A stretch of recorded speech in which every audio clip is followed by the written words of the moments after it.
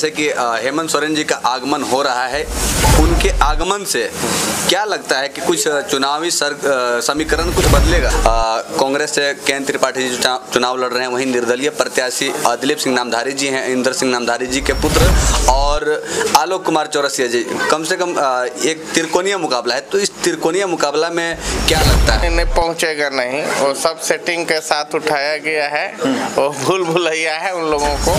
Setting करने के चक्कर में कहीं पता चला कि सेटिंग खराब। नहीं। नमस्कार, मैं इब्राहिम रजा और आप देख रहे हैं सच्चाई ना न्यूज। झारखंड में विधानसभा चुनाव को लेकर राजनीतिक सरगर्मियां काफी तेज हो चुकी है, और वहीं अगर हम बात करें तो 13 तारीख को पहले चरण में मतदान होना है, वहीं 20 तारीख को दूसरे चरण में मतदान होना है, और कल 4 नवंबर के दिन झारखंड के मुख्यमंत्री हेमंत सोरेन जी का आगमन भंडरिया, गढ़वा में, चिनिया में कई जगहों पे हो रहा है। और अभी हमारे साथ बात करने के लिए मौजूद है जेएमएम के अल्पसंख्यक के जिला अध्यक्ष फजाइल अहमद जी, जो पलामू जिला के अध्यक्ष हैं। आइए इनसे बात करते हैं कि आखिर क्या तैयारी है। सर, सबसे पहले आपका सच्चाई ना न्यूज़ में स्वागत है। चलिए, शुक्रिया।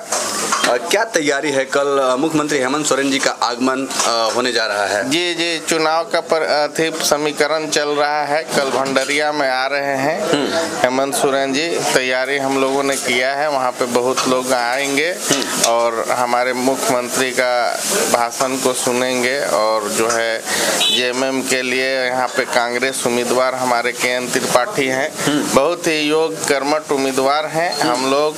और इस क्षेत्र की जनता 10 साल जो पहले लोग देखे हैं कि यहाँ के विधायक जो आलोक कुमार चौरसिया थे, बहुत ही क्षेत्रों का मैंने कोई काम उस ढंग का नहीं किया है, इसलिए इस बार इस क्षेत्र में बदलाव चाहती है। क्या लगता है कि कल जैसे कि हेमंत सोरेन जी का आगमन हो रहा है, उनके आगमन से क्या लगता है कि कुछ चुनावी समीकरण कुछ बदलेगा? हाँ, बदलेगा, निश्चित रूप से बदलेगा, क्योंकि वो आ रहे हैं तो यहाँ की जनता आस लगाई हुई है जेएमएम की सरकार पर, क्योंकि मुख्यमंत्री जो है यहाँ तरफ आपको पता है ना कि एक तरफ मोदी जी भी आ रहे हैं गढ़वा के सर। जी, मोदी जी लहर पहले था, अब मोदी जी का लहर चला गया। अब ऐसा नहीं है, अब यहाँ लोकल लोग देख रहे हैं जेएमएम की सरकार झारखंड में मैया सम्मान योजना जो 1000 प्रति औरतों के दीदियों के खाते में 1000 प्रति माह जा रहा है, और उसको बढ़ा के हमारे सरकार ने 2500 रुपया कर दिए हैं।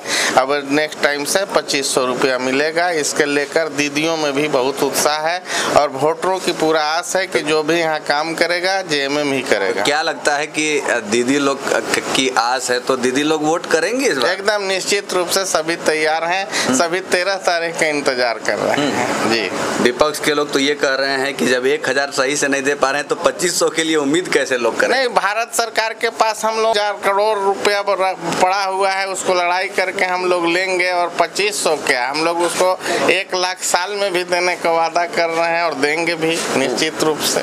और युवा बेरोजगार जो भटक रहे हैं उन लोग को नौकरी के लिए अभी देखिए, जेएसएससी का हुआ है, एग्जाम हुआ है, उसका बहाली हम लोग जस्ट निकालेंगे। जेएसएससी सीजल का एग्जाम हुआ, उसमें भी तो पेपर लीक की बात चल रही है। लीक की बात चल रही है, तो ये सब उन लोगों का है, ऐसा कुछ नहीं है। आज 13 सालों में इसका कोई बहाली बीजेपी वाले नहीं कर पाए, आखिर तो बहाना खोज रहे हैं कि नाकामयाब हो। लेकिन हम लोग सीजीएल का जो एग्जाम हुआ है उसका रिजल्ट भी बहुत ही जल्द देने जा रहे हैं। उन लोगों की अगर साजिश होती सर, तो झारखंड के तमाम जिले से जो है कि छात्र अभ्यर्थी मशाल जुलूस निकाले हुए थे, तो इसमें पक्ष और विपक्ष उसमें आपको देखने को मिलेगा जो इस पर विरोध किए हैं, उनमें बीजेपी के 2 छात्र नेता हैं जो साजिश के तहत इस पर विरोध कर रहे हैं। लेकिन ये विरोध नहीं चलने वाली है, कोई पुख्ता सबूत ने अगर वैसा होगा तो।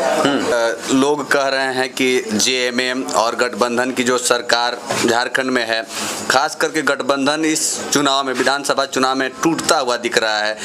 कई जगहों पे कई विधानसभा से आरजेडी के भी उम्मीदवार खड़े हैं, वहीं अगर हम बात करें तो समाजवादी पार्टी के भी उम्मीदवार खड़े हैं, कांग्रेस के भी उम्मीदवार खड़े हैं। तो आखिर इस तरह से देखिए, झारखंड में सिर्फ ओनली फॉर यहाँ 4 ही पार्टी ज्वाइनिंग में है, गठबंधन में है, जिसमें जेएमएम, कांग्रेस और आरजेडी और एक ये और जो है कम्युनिस्ट पार्टी, सिर्फ ये 4 ही हैं। बाकी समाजवादी पार्टी यहाँ पे अलायंस में नहीं है।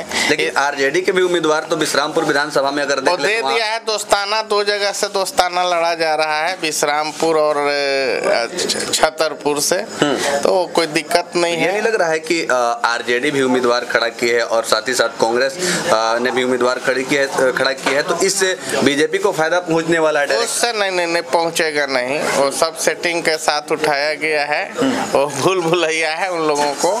इसमें जो है जहाँ भी सेटिंग है सब लाइन सेटिंग करने के चक्कर में कहीं पता चला कि सेटिंग खराब नहीं खराब नहीं होगा। वो बहुत ही दोस्ताना, कहीं ऐसा समस्या हो जाता है जहाँ दोस्ताना लड़ाई लड़ना पड़ता है, तो 2 सीट से कांग्रेस और आरजेडी जो है दोस्ताना लड़ाई लड़ रहे हैं, उसमें कहीं कोई प्रॉब्लम नहीं है। तो ज्यादातर देखते होंगे कि 2 लोगों की लड़ाई में तीसरा फायदा उठा लेता है। ऐसा नहीं, संभावना ऐसा नहीं है। चलिए, तो कल यहाँ से खासकर अगर हम बात करें डाल्टनगंज विधानसभा से, तो जो भंडरिया में कार्यक्रम है मुख्यमंत्री जी का, यहाँ से कितने लोग लमसम आप लोग जाएंगे? यहाँ से हजारों की संख्या में लोग जा रहे हैं और एक तरह से क्षेत्रीय जो है से यह कार्यक्रम है, क्योंकि वहाँ देहात के एरिया है उधर, इसलिए वहाँ पे मुख्यमंत्री आ रहे हैं। इसके बाद भी यहाँ डाल्टनगंज में प्रोग्राम होगा, इसमें इधर के लोग जाएंगे, इधर के लोग वहाँ ज़्यादा जाना नहीं है। क्षेत्रीय जो देहात है उनका कार्यक्रम है, हाँ डाल्टनगंज में भी होगा। जैसे कांग्रेस के प्रियंका गांधी या राहुल गांधी किन्हीं को आने की संभावना है। कल नहीं, इसके बाद में आएंगे। जी। और जाते जाते बस अंत में एक सवाल करना चाहेंगे सर, डाल्टनगंज भंडरिया विधानसभा की अगर हम बात करें तो यहाँ से कांग्रेस से केएन त्रिपाठी जी चुनाव लड़ रहे हैं, वहीं निर्दलीय प्रत्याशी दिलीप सिंह नामधारी जी हैं, इंदर सिंह नामधारी जी के पुत्र, और आलोक कुमार चौरसिया जी। कम से कम एक त्रिकोणीय मुकाबला है, तो इस त्रिकोणीय मुकाबला में क्या लगता है इस बार? देखिए, मुकाबला त्रिकोणीय नहीं है, लेकिन वोटिंग जो है हमारे दिलीप सिंह नामधारी भी कुछ ले रहे हैं, क्योंकि इनके गार्जियन इंदर सिंह नामधारी इस क्षेत्र के पुराने नेता रह चुके हैं। 6 बार उनके पिता, हाँ 6 बार विधायक भी रह चुके हैं। यहाँ का जो ये है क्या प्रथम स्पीकर भी रह चुके हैं। उस हैसियत से जो पुराने कार्यकर्ता हैं उनके साथ हैं, लेकिन इन आने में ये लेट किए हैं, इसलिए हमको लग रहा है कि त्रिकोणीय लड़ाई नहीं है। आप लोग का कुछ खेला नहीं, कुछ खेला नहीं होने वाला है। यहाँ सीधा सीधी केएन त्रिपाठी एकदम विकास की ओर बढ़ने वाले हैं।